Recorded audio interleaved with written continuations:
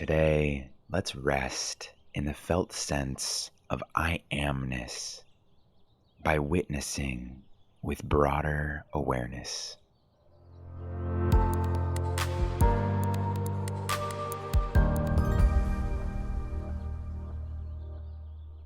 Good morning, beautiful soul. Matt here, and welcome to day 2 of our 7-day morning routine journey. Today's intention is I am present. We have a fun dive into the sciences. We have a healthy habit to try out, a practice of gratitude, and a journal prompt for today. So, thanks for joining me. Let's dive in.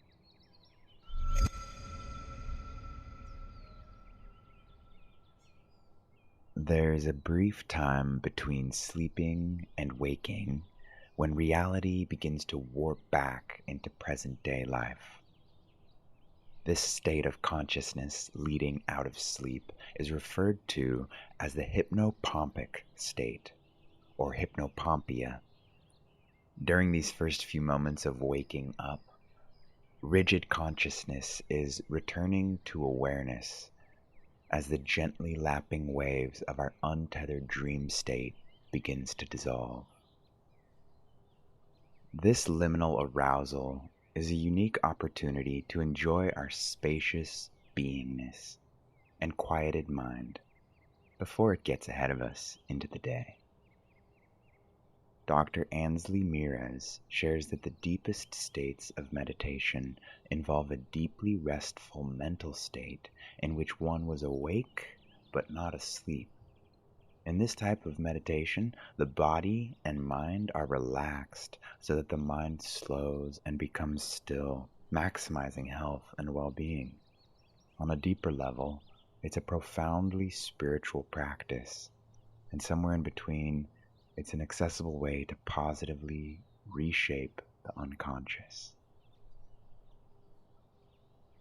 So try it out. Immediately upon naturally waking up tomorrow, notice and savor this hypnopompic meditative state.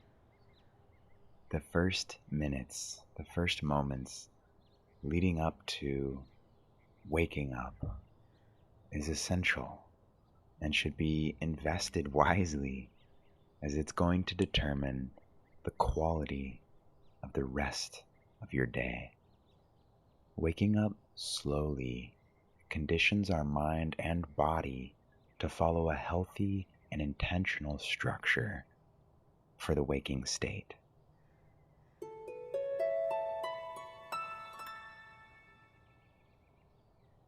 Today's healthy habit is brought to us by Mooji. I love Mooji. During his morning routine walk, he offers us simple and practical guidance for how to best start the day in grounded presence. He says, just be aware of the sense of being. It's not personal. Of all the habits, this is going to be the most fruitful, the most delivering, and this habit becomes integrated into your being. The more you try this, the better it gets. All right, I'll turn it over to Mooji. First thing is to be aware that you're already there before the start of a day. The very idea that, okay, now it's Wednesday, need to go and do something. You're already here before that, even that first thought emerge. If there's a first thought, it must emerge in front of some consciousness that's aware that that is my first thought. To be conscious of that is already very, very powerful. But I gave exercise recently that, it is good to develop the habit. Let's not even call it a habit, because when you first start something, it's not a habit. But to try this exercise of just sitting quietly for a while. Get up a bit earlier than you usually do if you feel that you need to do that, and just sit. And as though you're sitting inside yourself, sitting inside your being. And just be keep your awareness around this body for a moment. Just be present with your body. So there's an awareness of the body, of course. It's not the body's aware of something. Something's aware of the body, and just be with that. And if you want to close your eyes or open your eyes, it's fine. But be aware. Now you're registered, the body is here, sitting in a chair or whatever.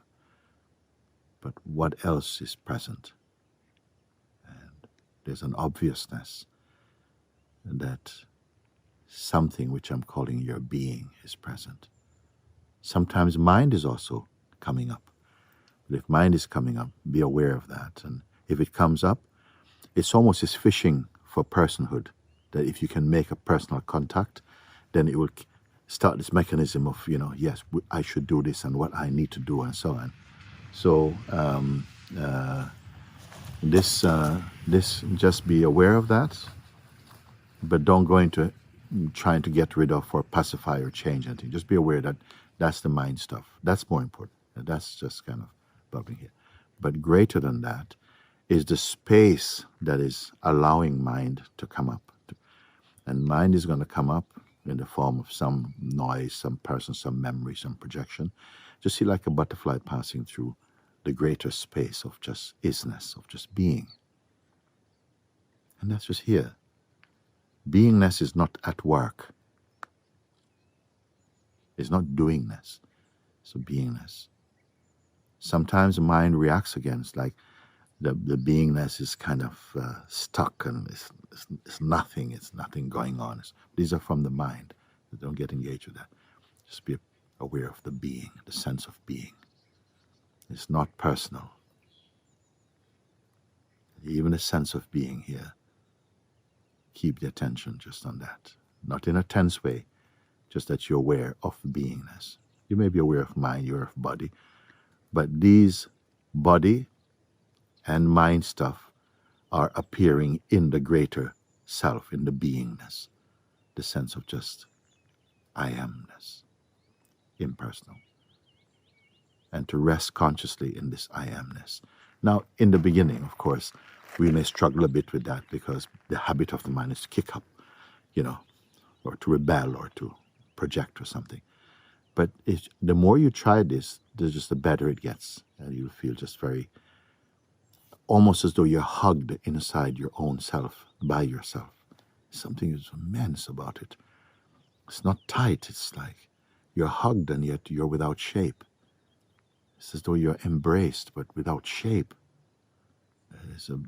Embrace means a beautiful warmth and in-tuneness and oneness in this expansiveness that seemed to just be immeasurable.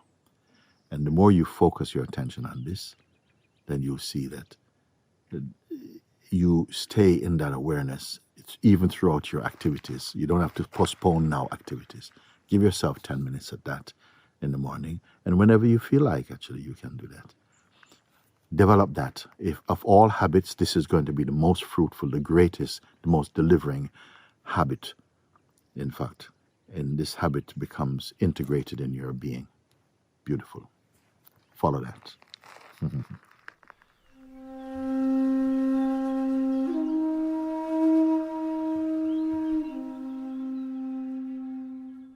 As extensions of Source and creators of worlds, how we focus our energy is how we manifest our reality. Any desire can be fulfilled. The only requirement is our focus. The quality of our focus, often thought of as positive or negative, is what determines how we feel moment to moment during the endless journey of manifesting thoughts into things. Positive thoughts lead to positive experiences, while negative thoughts manifest negative experiences. This is why gratitude is such a powerful practice to include into our morning routine. It's a simple and accessible way to invite more joyful abundance into the rest of the day. So let's practice. First, just reflect on something you wish you had more of, like love, money, joy, fame, or relationships.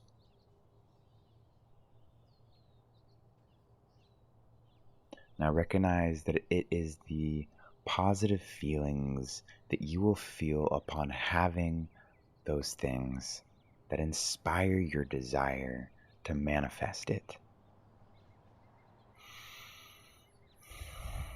So by appreciating and having gratitude for what we already have creates the same positive feelings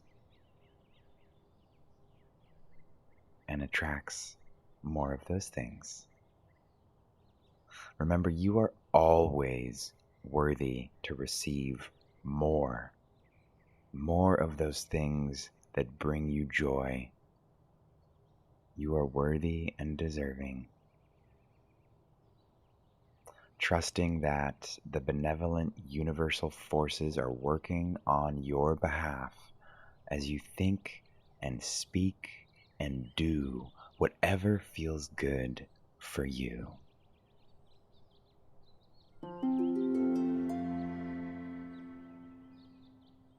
Wrapping up today's session with a journal prompt question. This is a question that I often end my morning page stream of consciousness journaling with. The question is, if you could only get one thing done today, what would it be? If you could only get one thing done, just one, what would it be? This question helps us really narrow down what is most important. It is often easier to get distracted with the smaller, less important things. Because let's face it, they're easy. But our series of healthy habit stacking, aka our morning routine, healthy habit stacking,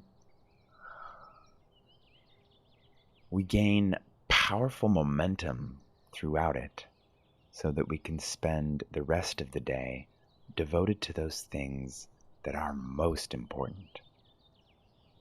Personally, after writing in my journal, I do a little to-do list for the day while I'm still aligned and clear-headed and inspired.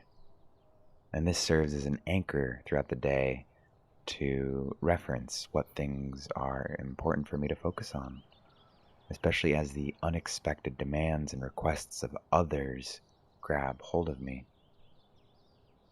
And as a bonus, it's really inspiring to flip back day to day and see what items were completed or not. It's a really insightful log of how I've spent my time and what things I actually got done. So how about you? If you could only get one thing done today, what would it be?